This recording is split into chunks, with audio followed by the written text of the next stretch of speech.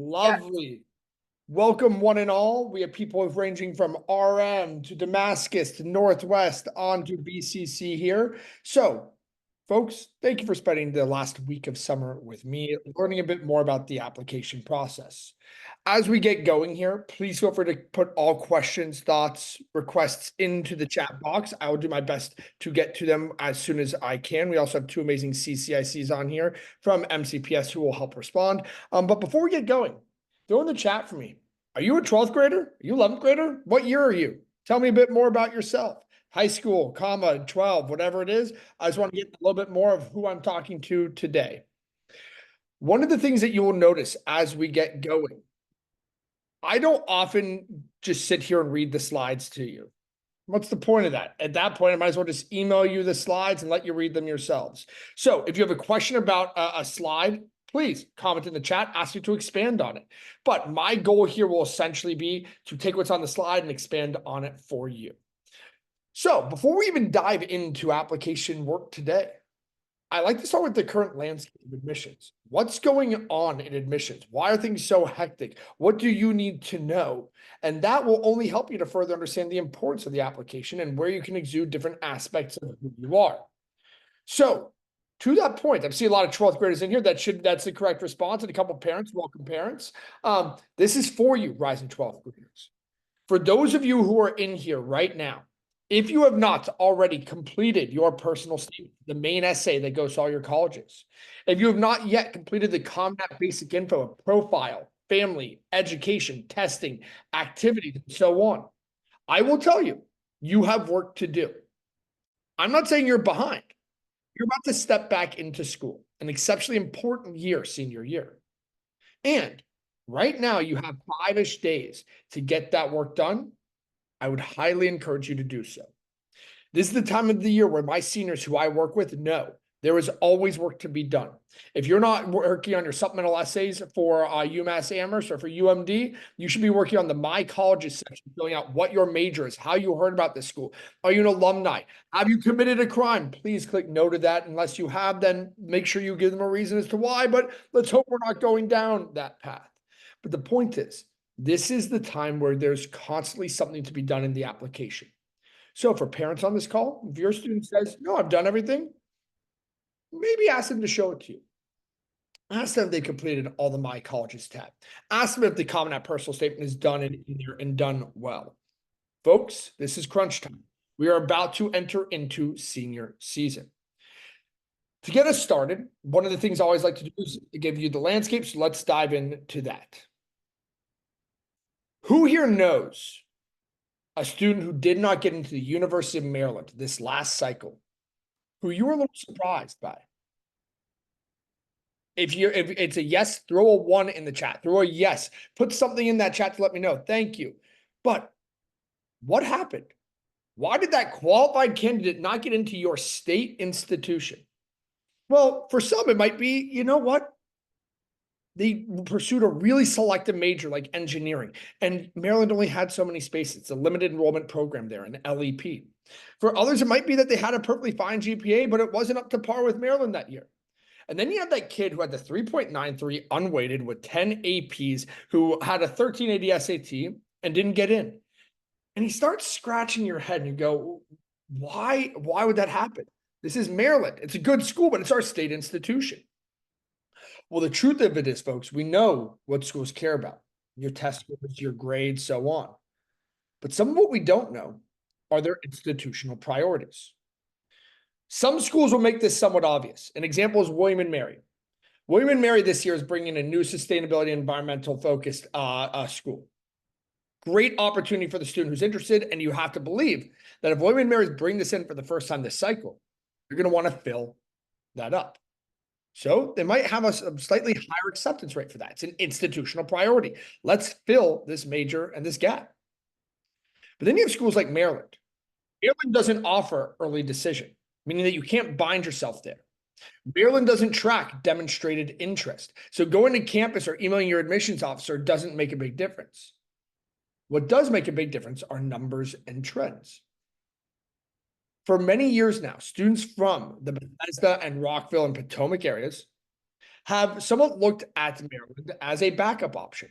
They haven't snubbed Maryland in the sense of saying you're not a good school. It's just some of those families from a monetary standpoint or from the theory that like I got into X school, I should go there instead, said, Maryland, thank you, but no thank you.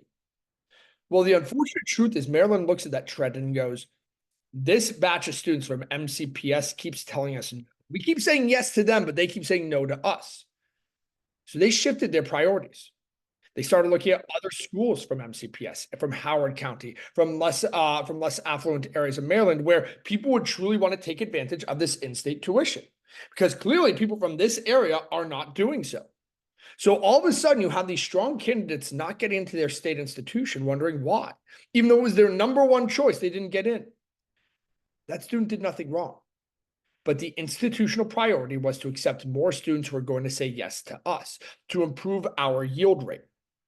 Now, do you think the admissions office at Maryland was going to call BCC or Richard Montgomery or WJ and say, hey, listen, this year we're going to have a 15% lower admit rate for your students? Of course not. Why would they go and tell people that? All of a sudden, those people aren't going to apply. And we want the applications, because if we have more applications, we have a lower admit rate. But for every student we take who says yes, that improves our yield. And yield helps with rankings as well. Why does this matter? Why am I telling you all this? Why am I getting into the nitty-gritty? It's because it's important you understand that sometimes there are things that are out of your control in this process. Your focus should be on what you can control. And in that case, your college list is a perfect place to consider. These numbers in front of you aren't meant to get you excited. They're meant to show you a reality check. Boston University has a lower admit rate than all the Ivy, Stanford, Caltech, MIT had 20 years ago. Boston University is a very good school, don't get me wrong. But 20 years ago, they had close to a 40% admit rate. Now it's 10.7%. What happened? Well, number one, we, the consumer, started treating the process improperly. All of a sudden, test scores go out the window. So even though we had a 1310 SAT, we're going to apply to Harvard because, well, they don't require a test score anymore. Even if they required a test score, we wouldn't have done it because we're 200 points below. But for some reason, that one aspect of this makes me think that it's something I should now do. Even though I've got B's on my transcript, maybe even a C and whatnot, I'm going to take my shot because they don't require a test score. Well, people think that the test score is that meaningful. That is your prerogative. But I can tell you, the test score is just that. It's a singular aspect of your 4-hour exam to tell me how well you did. Your background, your academics, your courses, your activities. These tell me a lot more about you over 3-ish years. But even if I was lacking there, now that the school doesn't require a test score, I'm just going to apply to more. And so now you have kids applying to 18 to 20 colleges just because they can. The consumer broke the model. And when the consumer broke the model in 2020, all of a sudden over the last 3 years, admit rates that were already record low dropped even further. You have schools now like Tulane University, very good school, who has a very high admit rate in early decision 2. Why? Because in those binding scenarios, they guarantee they're getting the student. That way they know that they're not going to lose that student to another school, another one of the 17 schools they decide to apply to. But go ahead and type in the chat what you think that made their regular decision rate drop to. They had such a high, they took 69.3% of their applicants this last cycle, 69.3% in early decision or early decision 2. So for the students who applied EA or RD, what do you think the admit rate was? Throw some numbers in the chat. Let's see your thoughts. 5 to 10%, good guess. Any others? 20%. Their admit rate in regular decision was 2.6%. 2.6%. That admit rate is lower than the admit rate at an Ivy League institution. But it's because their institutional priority was to fill their class. And to make sure they can do so, they took nearly 3/4 of their class in early decision in round 1 or 2. So now we have no time for these regular decision because we have 10 times as many regular decision candidates, but only 1/4 of the class to fill. My point here, folks, is that as admit rates continue to go this direction, you need to be considering your options. You might be a 4.0 student, 4.8 GPA, 12 APs, IB diploma, good extracurriculars. And 10 to 15 years ago, I tell you, take your shot at those Ivies, because if you take a shot at all of them, it might happen. But we now live in a time where you could apply to the top 20 schools with that sort of caliber of student and not get into a single one. Because end of the day, the quality of the application will always outweigh the quantity of schools you apply to. And that's even more true now when colleges are getting more applications every year. USC is a perfect example. USC used to be known as the University of Spoiled Children. They had a 70% admit rate. They gave full rides to students across the East Coast to try and diversify themselves geographically. And now you are lucky in their eyes to get into USC. And if you get in, you're almost certainly paying full freight, because if you don't want to, somebody else is waiting in line ready to do so. So when you think about it, folks, if from a financial standpoint, you don't want to be paying $80,000 to $90,000 a year, which is perfectly understandable. If you want to make sure you have options collegiately or have schools that are going to throw merit-based money at you, schools you see on this list in front of you, the schools you saw on the list in the previous slide, these are not schools I'd be applying to, because even if you get in, they have no reason to give you money unless you have proof from your financial aid that you're in need. They'll meet 100% of need, but if you don't have it, they're not going to give it. So that's my fun, jovial start to today's conversation. Before I dive into what colleges are seeking in the application where we can show it, let's take a second. Any questions about the current landscape? Anything that you'd like me to revisit or go back to, or anything on your minds? Take a moment, throw it in the chat. And for those who are just joining us, thank you for joining. This is all being recorded. So for what you missed, it will be shared out afterwards.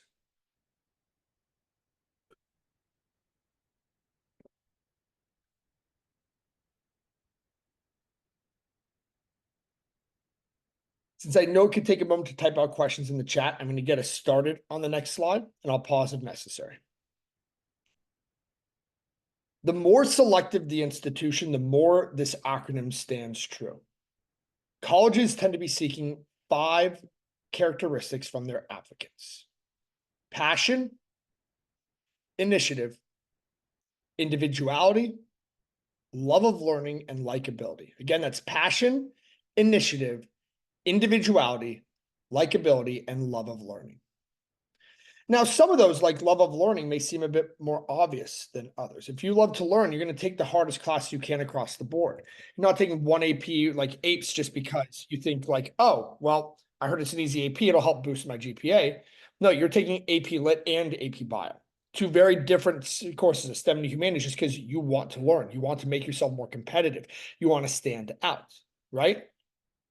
Well, if you love to learn, you tend to do well across all fronts, STEM and humanities, and you tend to push yourself on all fronts.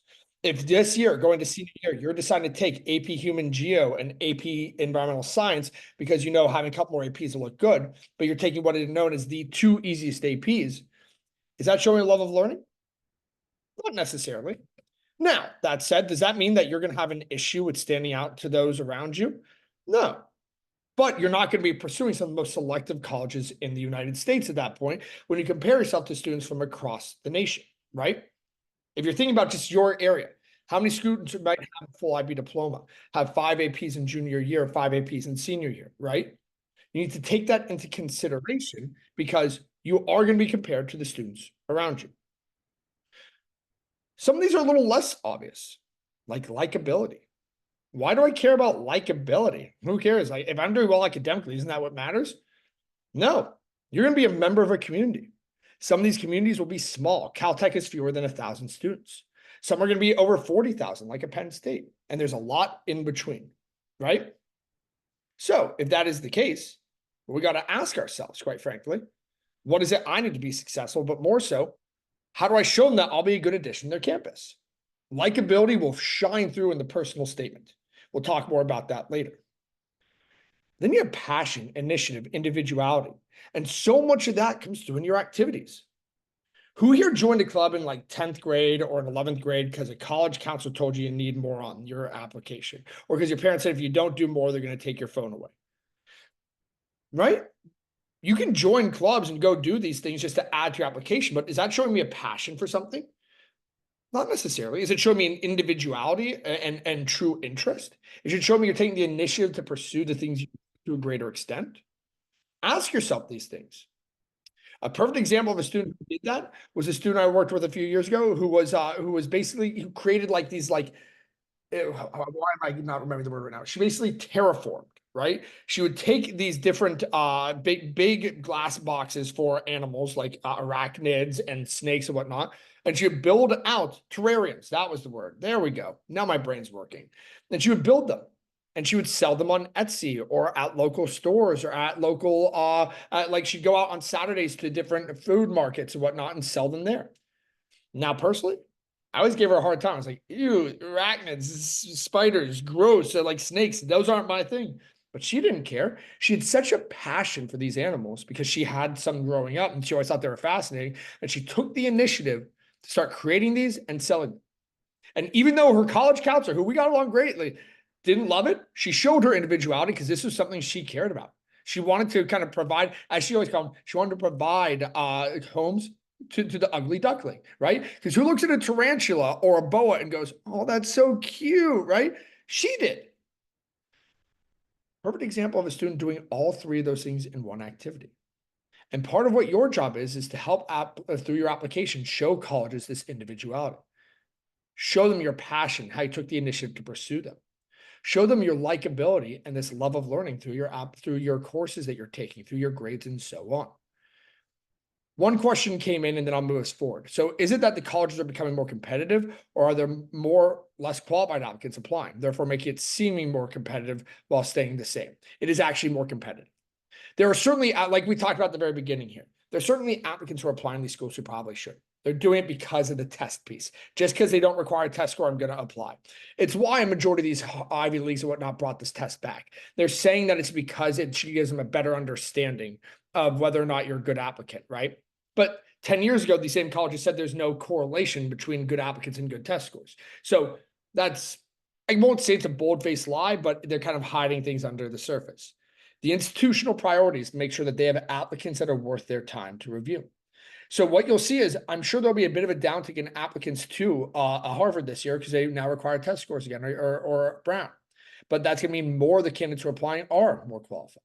Boston University or Northeastern, yeah, they're getting some applicants who are less qualified. But when your application numbers go up that high, you have to consider the fact that a good number of them are still qualified candidates. And every applicant's getting a review, no matter how qualified you are or you are not. Let's dig in to the application and where these different characteristics can be seen. The first part is the education tab. For those of you on this call who are from BCC or from Damascus, your CCIC is on this call. And if your CCIC is not on this call or your counselor's on this call, email them, ask them, what is your class size? If you don't know, they can give you a sense. I can't answer that. You might know, or a friend might. But there are going to be people you have to ask for help in this process. So don't wait till October 30th to start it for a November 1 deadline.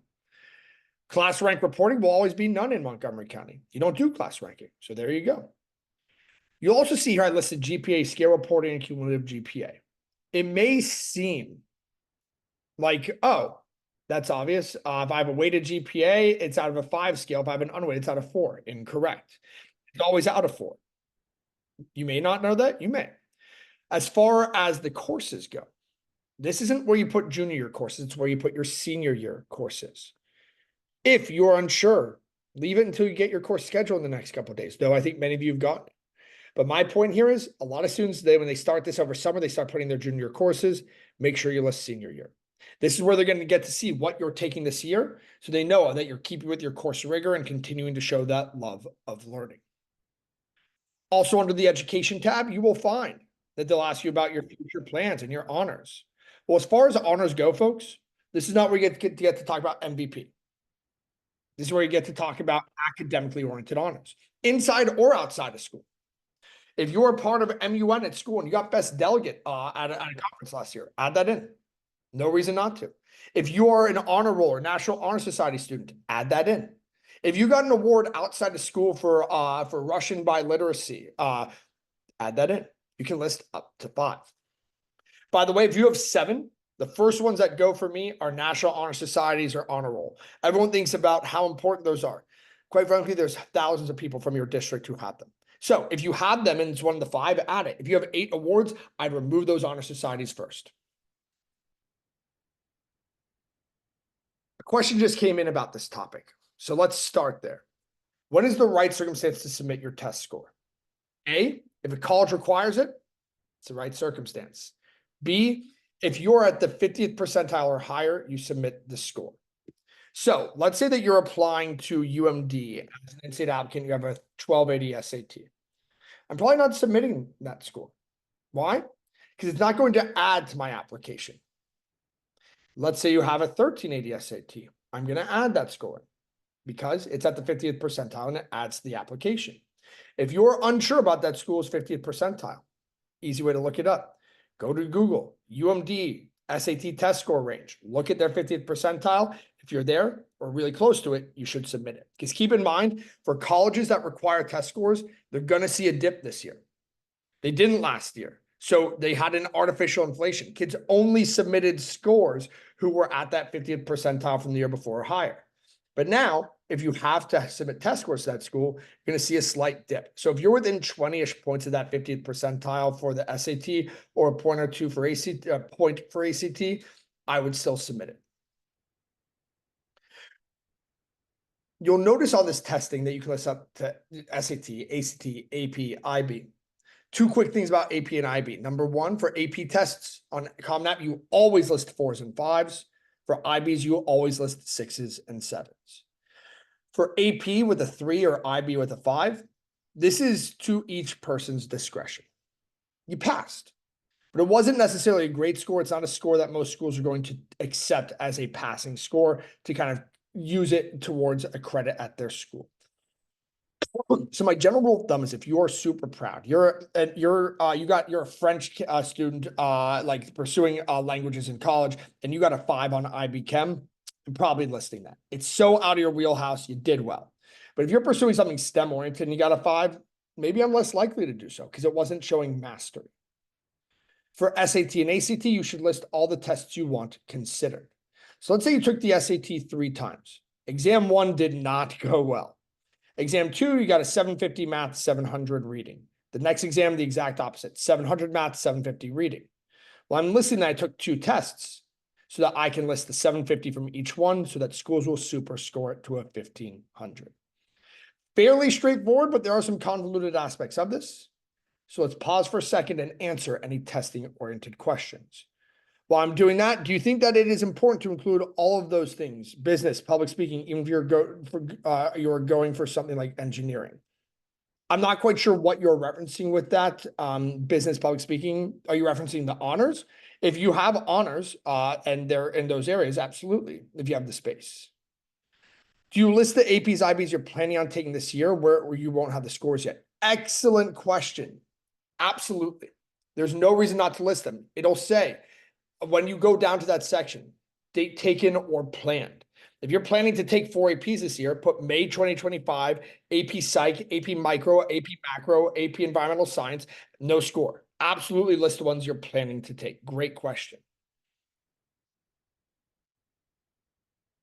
Do all schools super score SAT at this point? Pretty much, yes. If a student has a very high, and if they don't super score the SAT, you'll know because they will tell you when you go to send test scores through College Board that you can only send 1 score, but most now super score. Questions coming in. If a student has a very high GPA and solid AP IB scores but didn't test so well on the SAT, is a detriment to them to list an SAT score. Again, it's if your score is below the 50th percentile, I would not submit it. But the question is, are schools tending to prefer them from your district? The answer is yes. If you're coming from WJ, Whitman, Wootman, RM, or BCC, they probably want a test score because a lot of strong candidates will have them. If you're coming from schools like Damascus, Clarksburg, Northwest, where not as many students have high test scores, it's a little bit less important to them because they're comparing you to the students from your school and sort of from your district. But the rule of thumb is if you're not at the 50th percentile, you're not submitting unless it's required. Should I submit both ACT and SAT scores to a school? I would submit the better one. No reason to send both. If they're both great scores, you can, but you don't necessarily need to highlight that you took both because it's not a great use of your time. One of my AP tests is not as good as I expected. My GPA in this AP course is good in school. Is that okay not to submit the AP? Yeah. If you have an A in that course or B plus in that course, you got a 2 on the exam or even a 3, don't list it.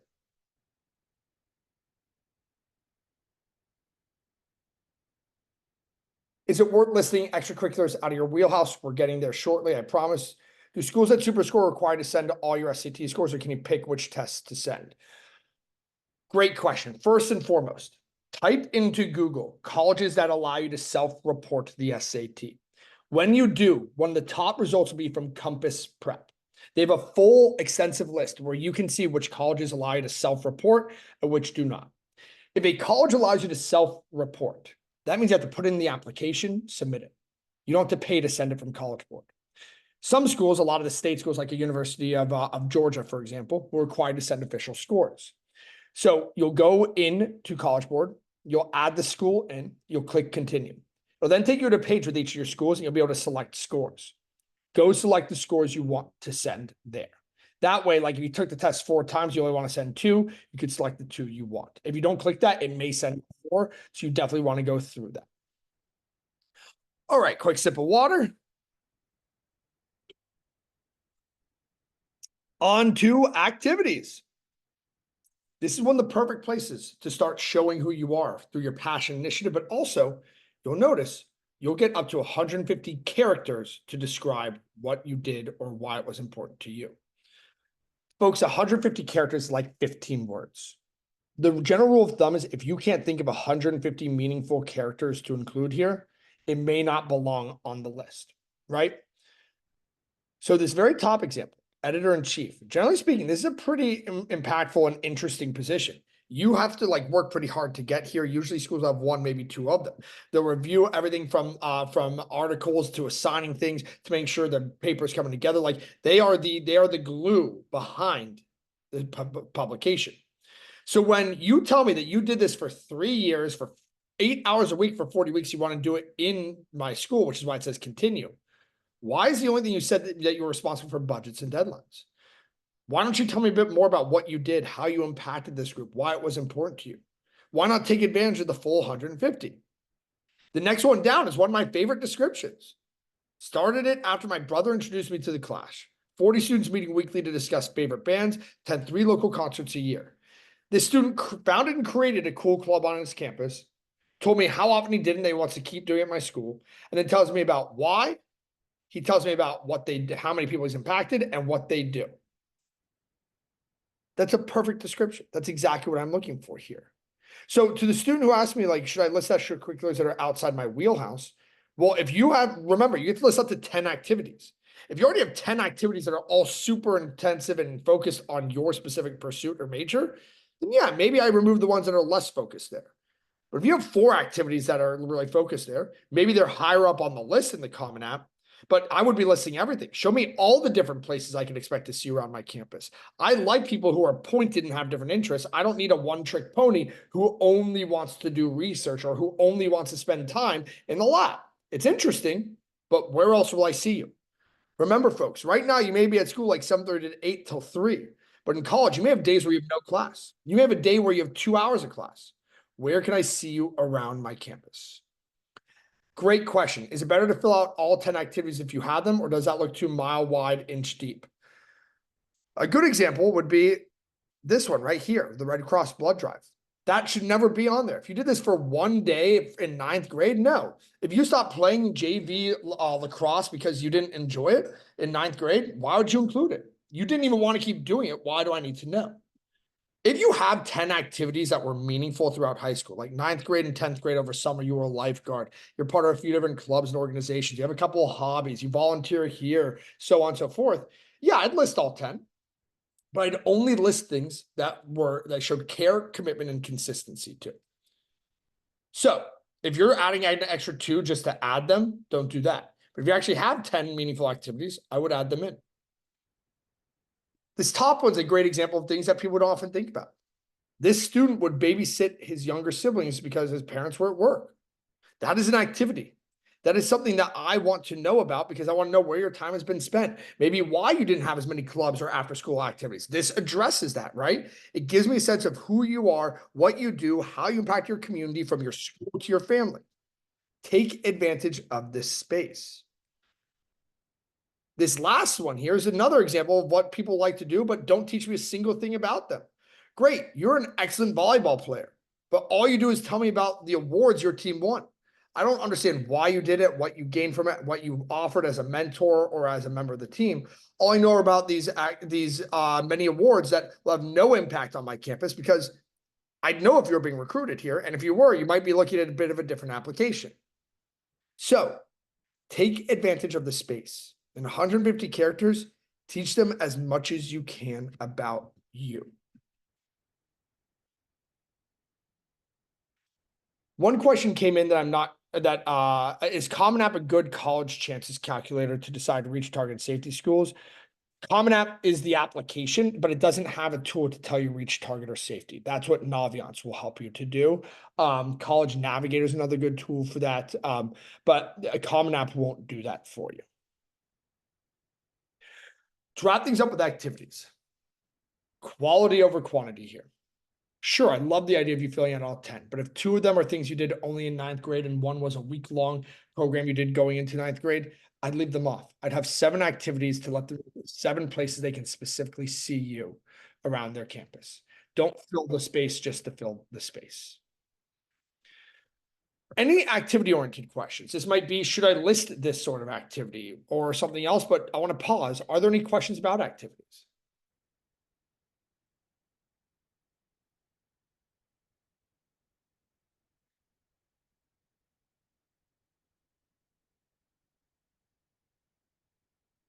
What if you barely have any major activities? Well, that depends. If your major is something like political science, I'm a little less worried because there's only so much you can do there. Like, to be fair, it is an election year. You could probably go volunteer. But if you're looking at something STEM oriented, that will have a major impact the more selective you're looking.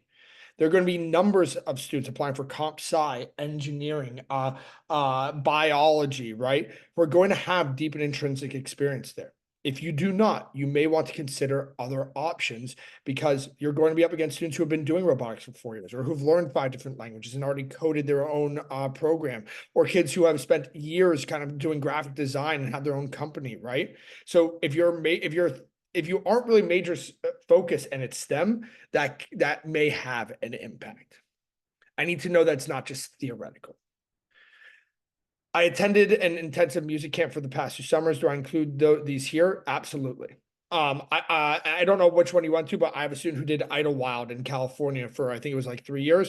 Absolutely something. It highlights your skill set. It highlights time spent over summer. He went from being a camper to a CIT in the 3rd year. Absolutely something that should be in here. Another thing to consider. You play lacrosse at school. You play lacrosse for a camp or for, a club team, and you coach at the local middle school. Those can be 3 different activities. If you don't have space for all 3, you try and combine them into 1 or into 2 instead of 3. But if those are all 3 different places you spend a significant amount of time, they may be all lacrosse oriented, but they're each their own. Part-time jobs, absolutely. Show me your skill set. Show me you're mature. Show me that you can take an order from somebody who's screaming at you because you put the foam in the wrong place in their latte, right? I love part-time jobs.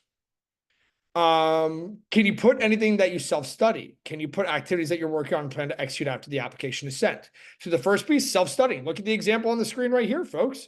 Engineering self-studying. This kid built a Raspberry Pi processor.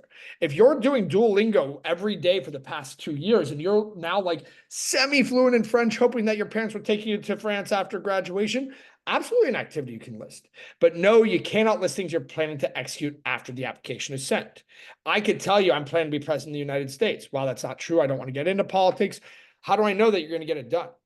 If this is something you're not going to get done till November, December, I wouldn't list it here. If it's something that will be done or you're in progress of during the application, then you can consider it. I'm going to answer these last 2 questions and then I'm going to continue. Yes, in progress is fine. My student moved to the US after 9th grade. How do we ensure the admission staff know this so that they don't assume she only started activities in 10th grade to bolster her application? If you're asking that, it means you haven't yet looked at the application. there's a section in the education tab of the application where it will ask you, where did you go to high school? You'll put your high school in. It'll then ask, have you attended any other secondary institutions? Well, let's say that where you come from, the secondary institution starts in 10th grade, right? You may not put anything there, but you'd put it in the additional information section that you moved to the US in 10th grade, right? Which is why your 9th grade year is different or so on. If where you come from, high school does start in 9th grade, you'll have to add that in, give an explanation as to why you switched from 9th to 10th.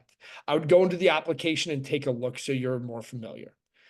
Is years of global travel a good activity? Absolutely not. Years of global travel tell me that you had an opportunity to do something very cool, but it teaches me nothing about you specifically and whatnot. If you were going abroad every summer for 3 weeks to build a house or like homes in a new place, yeah, that's volunteering, but traveling is not an activity. Okay, for those of you who are continuing to ask questions, I appreciate it. I'm going to pause there and keep us moving forward. I will come back to them. As both Kate and Bethany know, this is a topic I can spend an entire hour on. So I'm going to try and bring this all together in a fairly quick minute or two. The personal statement is where your likability gets to shine through. This is where you get to show them who you are in a way they don't yet know. We just talked about these activities over here. All of these will be seen right before the personal statement. They'll just see where you spend your time. So if you then go into the personal statement, talk about your self-studying and just your self-studying for language because you love language or your travels or whatnot, you're not really teaching me anything about you. In fact, traveling is one of the most overused topics here. People talking about how going to another country broadened their horizons and how important it was to learn more about other cultures. While that may be true, number one, a lot of people have traveled now. And number two, when you spend all that time telling me this, I'm learning about your time in Taiwan. I'm learning about your time in China. I'm learning about your time in South Africa. If I want to learn about those places, I can go pick up a book or go to Google. I need you to spend these 650 words teaching me about you. So the 4 rules: be open and honest. Do not sit here and try to impress me. By the time I get to the personal statement, I should already be impressed by your transcript, your activities, everything else. This is where you now get to highlight who you are as a human being and individual. Number 2, owning your story with detail is going to be a huge factor. We don't often think about how important the details are. But for those of you who might play an instrument, if I were to say to you, I was really nervous before the concert began, but the moment the curtains went up, I looked down to the crowd and I decided everything's going to be okay. The conductor raised his wand and we started to play. Thousands of people could say that, right? But if you're talking about how you're the second chair violinist and you're excited, but as you get there, your teacher comes up and says, hey, Stephanie, the first chair violinist, she's sick. She's not making it. So I hope you practice that solo. All of a sudden, my hands got sweaty. I was nervous beyond belief. Yes, I'd practiced the solo a dozen times, but I didn't think today would be the day. So when that curtain came up, I was more nervous than ever. But all of a sudden, out of the corner of my eye, I saw my dad. He was standing up in the corner of the room, and he did that thing where he has that huge grin on his face and gave that big thumbs up. And he had his backwards hat on, his Lululemon outfit because he was good. He was just coming from the gym. All these other parents are in their khakis and so on. But there's Dad. He doesn't care how he looks. He's just there to support me. Well, in that case, your story can't be told by anyone else. Even the other people who are playing with you. Maybe your buddy is a second chair oboe. He forgot to clean it and he was worried about the sound, right? Or maybe your friend who's the pianist was a little nervous because he'd never kind of had to play. He played on this piano. I don't know. But those details matter. They help you to own the story. Little details matter here. So when you're writing your essay, go a bit above the word count to begin. Put the detail in and then cut from there. Number 3, don't be repetitive. Like, don't just start talking about your activities to talk about them. But if there's something new to learn about you through an activity, there's no harm in using it as a bridge to learn more about you. And number 4, before, a few parents mentioned they were on this call. I love that. Parents should be as educated about this as you. But if you're on this call and your student's not on this call, there's probably a reason. They were busy. They didn't want to. I only have a couple of days of summer left, mom or dad, but also because you care deeply. It is so much more obvious than you might think when parents help with the essay. I can pick them out. I can pick them out quite simply. The tone, the semicolons that you might use, the double dash, the extra space you have after the period, things that you do when you type. They may be your way. It's very easy for admissions officers to pick those things out when they're reading application after application every day. So parents, there's no harm in providing some thoughtful feedback, but let the writing come from the student. Like I said, there's a lot I could cover on the essay. Here's what I will offer. If you're interested, I'm just going to throw in the chat. There's an essay that I've shared out before that I love. It's about a girl who couldn't stop losing. If you want a copy of the essay, I can send it to you. My only rule of thumb is you better not be reusing any of it. Last note, don't use ChatGPT.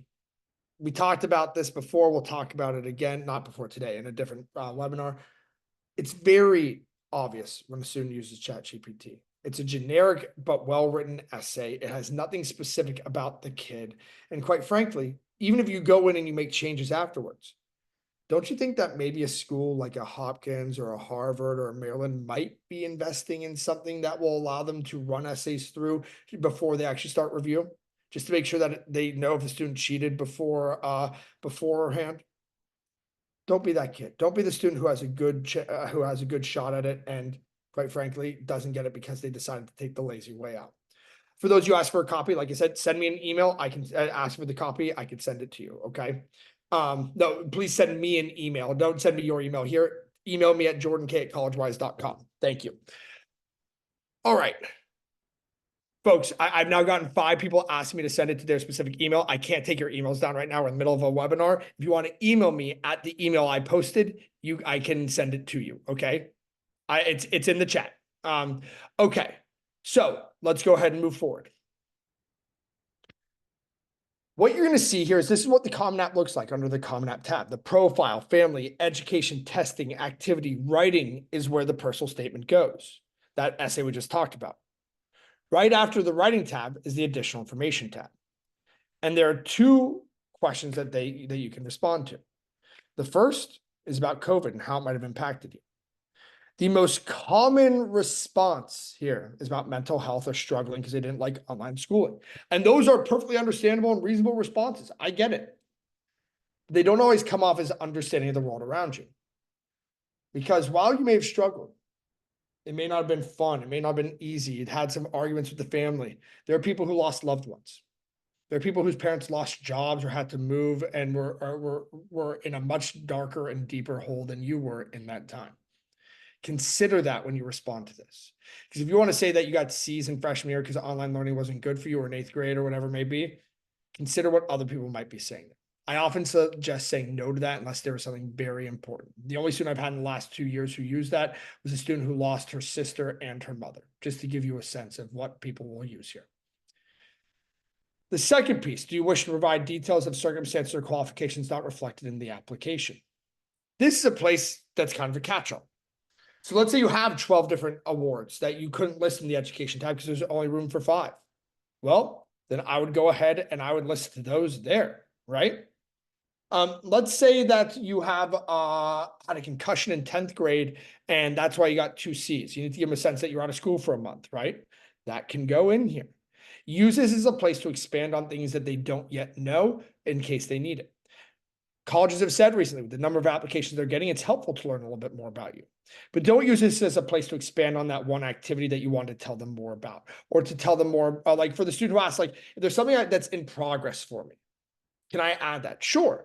But I might put in here that research project I've been working on. I can absolutely, just to give you a sense, like it's supposed to be done by November 15th. And its focus is on bioregenerational, other words that Jordan's going to make up and sound like a fool on this call because he's not a STEM guy, right? You can give a little bit of a description there, but don't take the full 650 words that they offer you here to tell them about the research project. Remember, the more you give them, they're not giving you more time for your application. They'll spend 10 minutes on any application. Doesn't mean that they give you an extra minute or 2 just because you filled this out or added an extra recommendation. Speaking of recommendations, when you get over to the My Colleges tab, there's a Recommenders and FERPA tab. You need to click that and you need to authorize your school to send your recommendations and your LORs and your transcript and so on. They can't do it until you click Release Authorization. You need to confirm that your school has your permission to send it. Once you've done that, since your school uses Naviance, you can go into Naviance and add your recommenders, add your school list, and so on. All that combined doesn't take terribly long, but it is something you'll have to do. So as I mentioned at the beginning of this call, this is the time of year where there's always something to do. Some schools, like a UPenn, a UNC, a UT Austin, allow you to upload a resume. If you have one, I'd do it. If you don't have one, I would only do it if you really think it would highlight aspects of your application we haven't yet covered. So if your transcript that you're about to, or transcript, your resume you're about to create just tells me everything your activity section already did, I probably wouldn't do it. But if your activity section is lacking in some of the activities because you had so many, or because you only had 150 characters and you have time, sure, add a resume, but it's not required. To begin, I'd focus on what's required. Last but not least, you submit to Brown University. Within a couple of days, you get your portal. Every school will send you a portal, and you go in there and you say that you see a button that says you're invited for a video portfolio or an alumni interview. Any college that offers this, while it's optional, you do it. If you don't do it, your chances at that highly selected school just went down even a little bit more. Most of the Ivies offer alumni interviews. Georgetown often offers alumni interviews. There's a couple others that do, but it's only after you've applied that they'll start offering them. Now we're into the My Colleges tab, and I just put up a couple schools here to show you what it might look like for you. On the left, you have Tulane, who offers early action, early decision 2, regular decision. You'll select the one you're applying to. EA is the non-binding option. ED is the binding option. It strongly improves your chances, but you have to go if accepted. So keep that in mind. On the right-hand side, some schools will ask you, what do you want to make? Like Ohio State says, what do you want to major in? You select your major, you're done. Other schools like Michigan, they have a number of schools within the university, the College of Engineering, College of Letters of Science and Arts, College of Kinesiology, so on. Select the school you're interested in. And in this case, they're not asking for major. They're asking for areas of interest because they have a very interdisciplinary LSA. You can take a few different things within them. Every school asks pretty much the same questions, but in different ways. My point is, it may seem straightforward, but it can take some time to get through. Before I move forward, let me come back to the questions here. If I attended some national contests but didn't get an award, is that okay to fill them in the activities?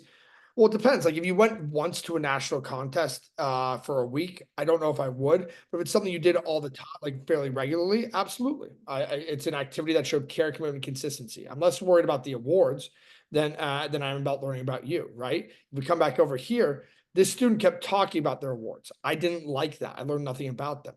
So I don't care about the awards. I care about you. I'm planning to try to take the biliteracy test for French, which I'm working on becoming more fluent. Should I add that? If you're taking it in the next month or two, sure, but not if you haven't taken it by the time you've applied. I would only add it if you've taken it and got your score and whatnot. Is it okay to talk about religion in your essay if it had an effect in your character development? The short answer is yes. It's a lot harder for me to give feedback about essays here, but in short, that's perfectly fine. What do you mean college binding? I mean that some colleges have a binding contract. If you get into that school in early decision, saying it's your #1 school, and you get in, you have to go. That is the college you're going to. You don't get to wait for your other colleges. You're going there. You're paying what they require of you. If you're worried about that because it's not your #1 or you're worried about the finances, you do not go ED. And if you're unsure still of what I mean, go to Google and learn more about early decision so you have a better understanding of early decision versus early action. When is the deadline to complete the Common App to make sure you meet the deadline for colleges? Every college is different. Some colleges will be summer coming up. You have Auburn, whose first deadline is September 15th for early action. You have some schools that are rolling admissions, like Pitt. When you apply, they start reviewing. They roll through when you apply. The majority of schools, their early action deadline or early decision deadline is November 1. But they also have a regular decision deadline at somewhere between January 1 to February 1st. What you should be doing is you should be adding your colleges to the Common App and looking at what their deadlines are, because all of that will be in the Common Application. Folks, all this comes back to one thing. You're asking very good questions, but some of these questions are things that if you're in your application, you would see at this time. So this is where I get to give you some tough love. Today, if you have not yet gone into the application, or you haven't spent a lot of time in there, now's the time to do so. It takes time. Since you haven't done this before, I can do it in my sleep. You haven't, that's okay. But if you need to get through it, or you have questions that you need to ask your CCIC or your school counselor or somebody else, you got to know what those questions are. So you got to educate yourself a little bit more there, right? I would get your Common App going. I would add your colleges in. I'd go look at the deadlines. I'd see what essays they're requiring. I'd make sure I'm filling out those activity sections and so on.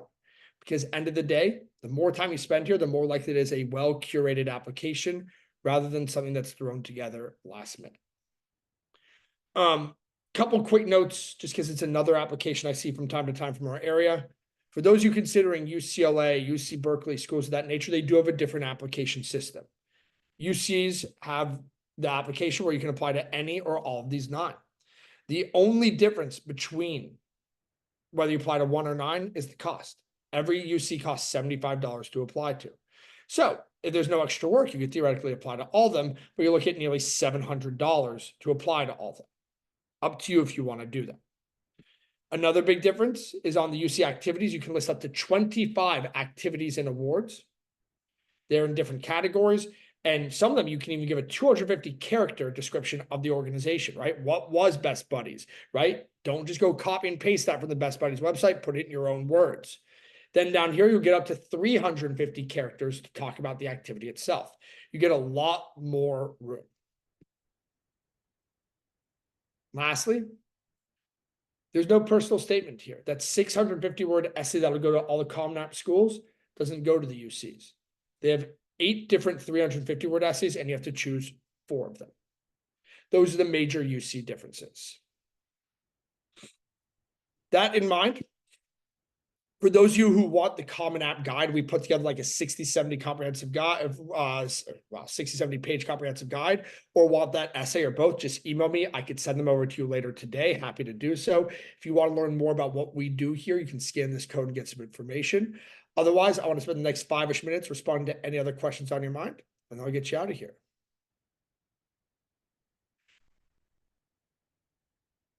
I see that a student asked that national contest question again. I responded to that. So if you didn't get an award, that's fine. As long as it was an activity you did regularly, I just want to learn about you. I'm LGBTQ plus, be an asset to my to me getting in to say yes when asked if I'm on the application UVA asks or will potentially harm me. There's no harm in sharing who you are here. Some schools will ask about your religion. Some will ask about whether or not you're part of the community. I would tell them who you are so they have a better understanding of the individual applying. Always respond to those questions, whether or not you are a member of that community.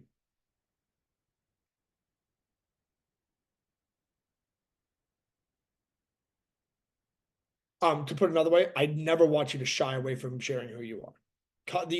Remember this. An admissions officer most of the time is somewhere between 24 to 26 years old, right? They've recently graduated, and a good majority of admissions officers are Democrats, BIPOC, and either allies or they themselves are LGBTQ plus. So if you think about that, you being able to share who you are, being confident in who you are, and sharing a bit of you that they won't yet know will only help them further evaluate you and the fit you have for their campus.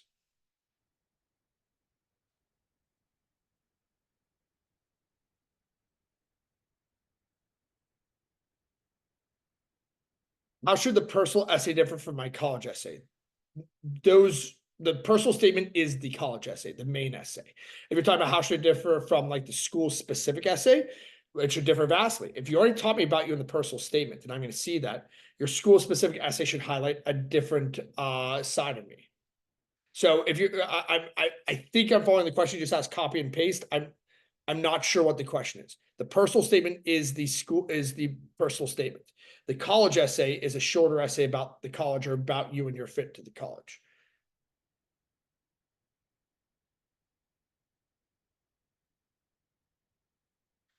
Do you have any recommendations about what to do if you're unsure about your major and are planning to apply undecided? Undecided is perfectly okay. Like, to be frank, right? Most state schools are fine with undecided if you're an in-state applicant. If you're an out-of-state applicant, it's a fairly selective school range from like a Penn State to a UVA to a UCLA. it's gonna be a bit harder to get in because they want to know that the people that take from outside their state are going to be able to bolster things, right? They're going to take a lot of in-state kids because that's their job as a state institution. So if you're applying undecided to Penn State, it's actually harder to get an undecided Penn State than it is for a number of their majors. So I would choose something you're interested in. And if it doesn't work, then you can transfer while you're there into another program. But if you're talking about going undecided to UMD or to a small liberal arts college or something like that, there's no harm in that at all. If you're saying, if I want to learn more about majors, I would go look at the majors at some of the schools you're looking at and learn more about them. Is this something I'd be interested in?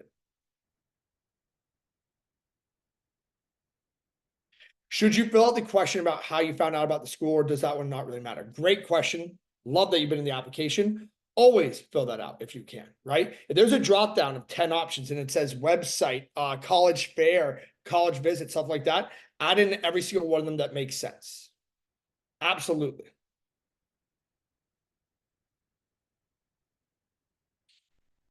So we're going back and forth here in an unconducive manner. I've been working on my personal essay thinking it was the college essay. The personal essay is the college essay, but many colleges have their own specific essay. So if you're not sure what I'm talking about, I'm guessing you haven't spent a lot of time in the common application yet. I would go in there, add your colleges in, and under that common app tab, this one right here, the personal essay is going to go right here under personal essay. But when you go over here to my colleges, each of your schools may have a school specific essay. Why are you interested in attending Lehigh? Maryland has 650 character essays, right? Those are different. The personal essay is this essay though, the one that we were talking about here. So if that's what you're referencing, then we're talking about the same thing. If you create a school club, yes, I would include that. When is a good time to be finished with your personal essay? Ideally before the start of school so that you can start your school specific essays, right? So remember this, folks. The personal statement isn't due until you actually submit the application, right? But you can't submit the application until the application is fully complete, both for your basic information on that and also the school specific My Colleges page. So let's say we're talking about UMD. They have a number of questions you're gonna have to respond to, from their essays that they require to residency questions about like how long you've lived in the state, have you filed taxes, have your parents filed taxes, stuff like that. It will take time. If you have not yet started the personal statement, I would start it and try and have a first or rough draft done before you're back in school. So you talk to your school counselor, your favorite teacher, whatever it may be. But you should have that done sooner rather than later. So you can move on to your school specific essays. Some schools will have 8 essays just for that school. Some schools will have 0, and they change yearly. So that in mind, we've hit noon. I'm going to let everyone get back to their days. Ms. Heald has already mentioned the recording will be shared out. I will be responding to any emails that come my way. Otherwise, folks, take care. Enjoy the